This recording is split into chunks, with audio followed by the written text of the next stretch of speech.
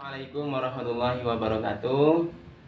Pada kegiatan belajar 10 ini membahas tentang penilaian pengetahuan, di mana penilaian pengetahuan ini dilakukan oleh seorang guru untuk mengukur ketercapaian aspek pengetahuan siswa dari masing-masing KD yang sudah dilakukan. Nah, penilaian pengetahuan ini ada 3 bentuk.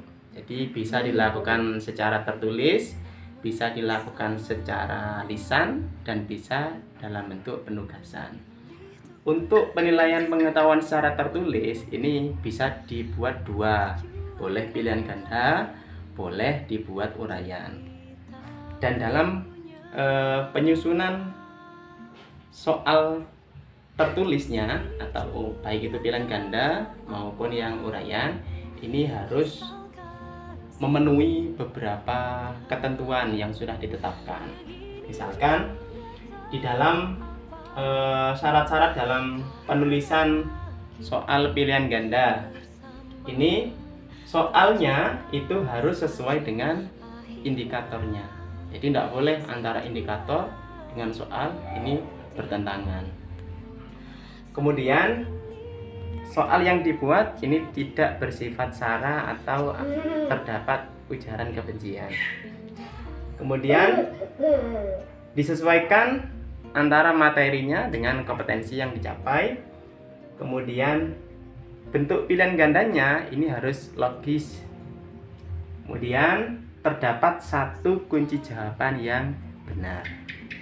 Selanjutnya, pokok soal ini dirumuskan secara singkat, padat, dan jelas, tidak boleh bertele-tele sehingga nanti menyebabkan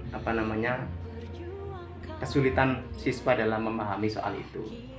Kemudian tidak mengarah pada jawaban yang benar, artinya dari soal itu tidak mengarahkan peserta didik untuk menemukan kebenaran dalam jawabannya. Kemudian bisa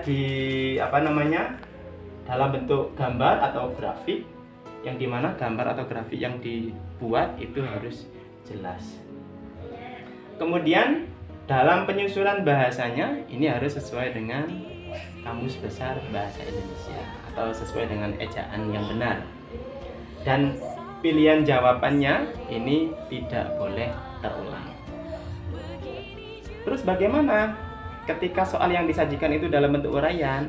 Ini sama dengan beberapa ketentuan dalam pilihan ganda tadi, hanya saja ada sedikit tambahan di mana dalam soal itu harus terdapat kata tanya atau kata perintah.